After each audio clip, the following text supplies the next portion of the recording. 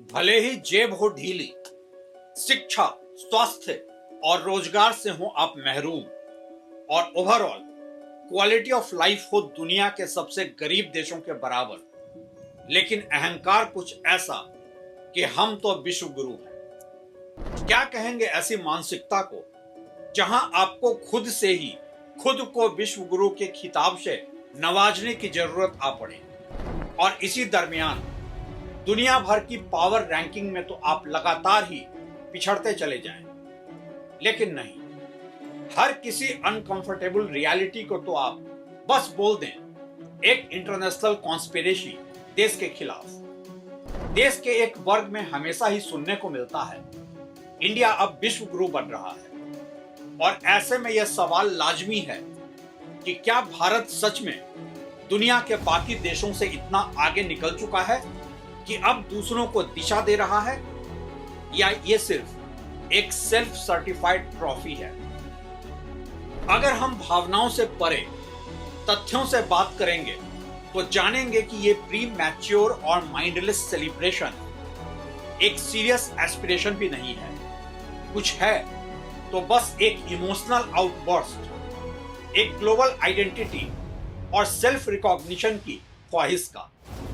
देश की जमीनी हकीकत कुछ और है और हमारी अंतर्राष्ट्रीय साख तो कुछ ऐसी गिर रही है कि हर देश अब तो इंडियन सिटीजन्स के लिए अपने दरवाजे बंद करता जा रहा है। बढ़ रही है चुनौतियां इंडियन डायस्पोरा के लिए दुनिया भर में, और जो एनआरआईज देश में फॉरेन एक्सचेंज के एक सोर्स थे उनके लिए भी अब बंद होने लगे हैं दुनिया भर में मौके।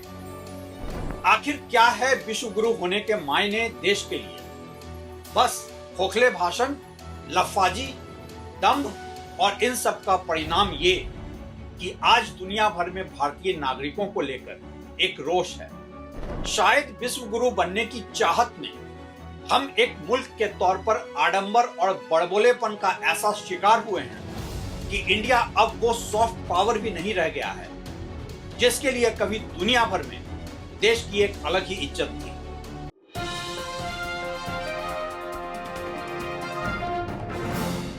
नमस्कार, आप देख रहे हैं ट्रैक टू रियलिटी और मेरा नाम है रवि सिन्हा। क्या आप भी मानते हैं कि इंडिया वाकई में विश्व गुरु बन गया है? सीरियसली? और आपको पता कैसे चला कि इंडिया एक विश्व गुरु बन चुका है? चलिए, मैं आज आपसे ही पूछता हूं कि भारत कहां और किस क्षेत्र में दुनिया का नेतृत्व कर रहा है जो इसे विश्व गुरु कहा जाए। विश्व गुरु बनना हकीकत तो छोड़िए साहब, कोई नेशनल टारगेट भी नहीं है, क्योंकि अगर ये एक सीरियस ख्वाहिश भी होती तो हम उसके लिए पूरी शिद्दत के साथ ग्राउंड वर्क तैयार न करते। अगर हम अपने पॉलिसीज से लेकर इंडियंस के ओवरऑल सिटीजन कंडक्ट का सही मूल्यांकन करें तो रियलिटी में तो विश्व गुरु होने के दावे हैं सिर्फ एक स्लोगन पॉलिटिकल लेवल पर और एक इमोशनल आउटबर्स्ट आइडेंटिटी क्राइसिस में डूबे आम इंडियंस के। दरअसल इंडिया का विश्व गुरु कहलाने का जो एक ऑब्सेशन है वो इसके इतिहास, दर्शन, माइथोलॉजी की आड़ में एक साइकोलॉजिकल प्रोसेस है, एक डिफेंस मैकेनिज्म है जिसमें कि खुद की रेशियल सुपीरियरिटी का अहंकार ज्यादा दिखता है, या फिर दिखता है अपने कॉलोनियल पास्ट का फ्रस्ट्रेशन। ये कुछ ऐसा ही है जैसे कि नाजी जर्मनी में दिखता था सेकेंड वर्ल्ड वॉर के पहले। काश कि ये दावे इंडिया के scientific temper, economic growth, investment destination का अट्रैक्शन, बढ़ते डिप्लोमेटिक रिश्तों और इन सब की वजह से बढ़ते इंटरनेशनल इन्फ्लुएंस के आधार पर होते, लेकिन नहीं। जहां आप इंडिया को विश्व गुरु डिक्लेयर करने वालों से 4 सवाल पूछ देंगे कि आखिर क्या है बेंचमार्क विश्व गुरु होने के, तो वहीं वो आपको वर्तमान से हटाकर एक गौरवशाली और काल्पनिक इतिहास की ओर ले जाएंगे। माइथोलॉजी को ही इतिहास बता दिया जाएगा और ऐसे सवाल भी पूछने को देशद्रोह करार दिया जाएगा। वैसे किसी भी देश के विश्व गुरु होने की कोई ऑफिशियल रैंकिंग तो होती नहीं है, लेकिन इंडिया के विश्व गुरु होने के दावे पर एक बड़ा प्रश्न चिन्ह लगाया है 2025 में फोर्ब्स मैगजीन की पावरफुल कंट्रीज की ग्लोबल रैंकिंग ने भी, जिसमें इंडिया को टॉप 10 देशों की लिस्ट से बाहर रखा गया है। यह रिपोर्ट इंडिया के कैपेबिलिटीज और ग्लोबल इन्फ्लुएंस के दावों के बीच के गैप पर भी बहुत बड़ा सवाल उठाती है। और ऐसा इसलिए भी कि विश्व की पांचवी बड़ी अर्थव्यवस्था और चौथी बड़ी मिलिट्री पावर होने के बाद भी इंडिया पावरफुल कंट्रीज की लिस्ट में यूएई, संयुक्त अरब अमीरात और इजराइल से काफी पीछे है। और आज मैं ये सवाल क्यों उठा रहा हूं, और वो भी एक कंज्यूमर चैनल पर? वो इसलिए कि विश्व गुरु होने के झूठे अहंकार और दंभ के पीछे आम लोगों की रोजी रोटी, शिक्षा, स्वास्थ्य और बेसिक ह्यूमन डिग्निटी जैसे बेसिक मुद्दों को कवर अप किया जा रहा है। जहां बात होनी चाहिए थी आम इंडियंस की लाइफ की डिग्निटी और कॉस्ट ऑफ लिविंग क्राइसिस पे, वहां बात हो रही है एक ऐसे काल्पनिक अचीवमेंट की जो बेरोजगारी, भूखमरी, महंगाई और सब कुछ ही कवर कर दे। इंडिया विश्व गुरु है या नहीं, अभी फोर्सिएबल फ्यूचर में बन भी सकता है या नहीं, यह सब जानने के लिए आपको सबसे पहले तो अपने खुद के क्वालिटी ऑफ लाइफ को देखना होगा। पूछना होगा खुद से कि क्या आपकी जिंदगी वाकई एक ग्लोबल बेंचमार्क के बराबर है भी, जिसपे कि आप गर्व कर सकें। विश्व गुरु होने के गलतफहमी में डूबे लोगों के लिए आज मेरे कुछ सवाल हैं। पहला सवाल, क्या हम सेल्फ रिलायंट देश हैं? किसी ग्लोबल सैंक्शन, किसी अमेरिकी या चाइनीज धमकी के खिलाफ खड़े भी हो सकते हैं अपनी शर्तों पर। टेक्नोलॉजी हमारा है नहीं और हम अमेरिका और दूसरे पश्चिमी देशों पर निर्भर हैं। मेक इन इंडिया के तमाम दावों के बाद भी, मैन्युफैक्चरिंग में पीएलआई, परफॉर्मेंस लिंक्ड इंसेंटिव के बाद भी, और ईज ऑफ डूइंग बिजनेस की बेटर रैंकिंग के सेल्फ सर्टिफिकेशन के बाद भी, मैन्युफैक्चरिंग में हम चाइना जैसे ग्लोबल पावर तो क्या, वियतनाम जैसे छोटे देशों पर डिपेंडेंट हैं। और हां, क्रूड ऑयल जैसे बेसिक नेचुरल रिसोर्सेज से भी हम महरूम ही तो हैं। आज की ग्लोबल पावर रैंकिंग में कैसे कोई मुल्क बिना साइंटिफिक एडवांसमेंट के, बिना मैन्युफैक्चरिंग के, बिना ट्रेड सरप्लस के और बिना किसी टेंजिबल अचीवमेंट के खुद को लीडरशिप के रोल में प्लेस कर सकता है। दूसरा सवाल, क्या हमने अपने आम जनता को, अपने डेमोग्राफी को डेमोग्राफिक डिविडेंड बनाया है? हर हाथ को रोजगार मुहैया कराया है? सच तो यह है कि एक यंग इंडिया अब तेजी से एजिंग इंडिया में तब्दील होता जा रहा है और हमने अपने डेमोग्राफिक डिविडेंड को बना लिया है एक डेमोग्राफिक लायबिलिटी। दुनिया के दूसरे देशों के लिए ह्यूमन रिसोर्स असेट तैयार करना तो छोड़ ही दें, आज तो देश में ही बेरोजगारी के आंकड़े भयावह हैं और हमारे यूथ का इंडस्ट्री के साथ स्किल गैप एक बहुत बड़ी चुनौती है। बात चाहे स्किल गैप की हो, या फिर क्वालिटी जॉब्स की, या फिर फीमेल लेबर फोर्स पार्टिसिपेशन की, इंडिया का ट्रैक रिकॉर्ड ग्लोबल तो क्या, रीजनल लेवल पर भी काफी खराब है।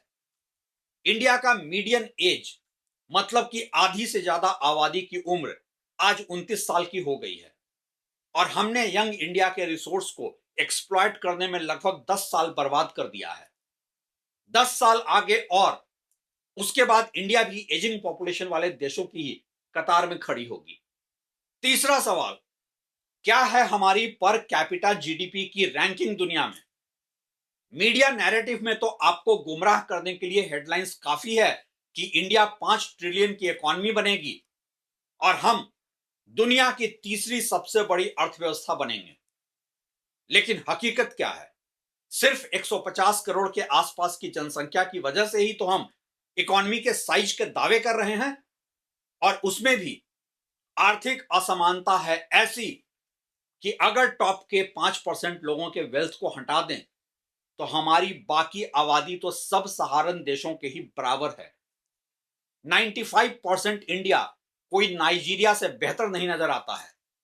शायद इसलिए ही हैप्पीनेस इंडेक्स में हमारी रैंकिंग पाकिस्तान और बांग्लादेश से भी नीचे होती है, क्योंकि गरीबी से भी ज्यादा भयावह एक हकीकत होती है आर्थिक असमानता की। इंडिया की पर कैपिटा जीडीपी रैंकिंग है दुनिया में 125वीं, और ये गर्व नहीं, शर्म करने के लायक है। चौथा सवाल, क्या हम देश को एजुकेशन हब बना पाए हैं? जो लोग देश पर गर्व करते हैं गौरवशाली इतिहास बताकर, उन्हें तो खुद सोचना चाहिए कि तक्षशिला और नालंदा के ज्ञान का केंद्र यह देश आज क्वालिटी एजुकेशन के लिए नहीं जाना जाता है। दुनिया के 100 बेस्ट एजुकेशनल इंस्टीट्यूशन में इंडिया का कोई नामो निशान नहीं है, और देश को एक एजुकेशन हब बनाना पॉलिसी मेकर्स की अब कोई प्राथमिकता भी नहीं रह गई है। सब कुछ ही प्राइवेट हाथों में सौंपकर देश की शिक्षा व्यवस्था को बस एक व्यवसाय बनाया जा रहा है। एक नॉलेज लीडर बनने के लिए एजुकेशन में रिसर्च और इनोवेशन के लिए और इन्वेस्टमेंट चाहिए, और बजट के 4% खर्च करने से तो यह होने से रहा। अपने बजट का इतना परसेंटेज तो कई देश सिर्फ रिसर्च और डेवलपमेंट पर ही खर्च कर देते हैं, और हमारा R&D स्पेंड है महज 0.6%। पांचवा सवाल, क्या हमारी स्वास्थ्य व्यवस्था वर्ल्ड क्लास है? दुनिया भर के लोग मेडिकल टूरिज्म के लिए आ रहे हैं इंडिया में। आज भी देश में करोड़ों लोग बेसिक स्वास्थ्य सुविधाओं से महरूम हैं। हेल्थ केयर लगातार प्रिविलेज लोगों तक सीमित हो रही है। हॉस्पिटल्स हैं प्रॉफिट मेकिंग एंटिटीज, और इंडिया का मेडिकल इन्फ्लेशन है कोई 14%। और क्यों ना हो, जब देश में हेल्थ केयर पर बजट का 2% से भी कम खर्च हो और जीडीपी का आधा % भी ना खर्च हो।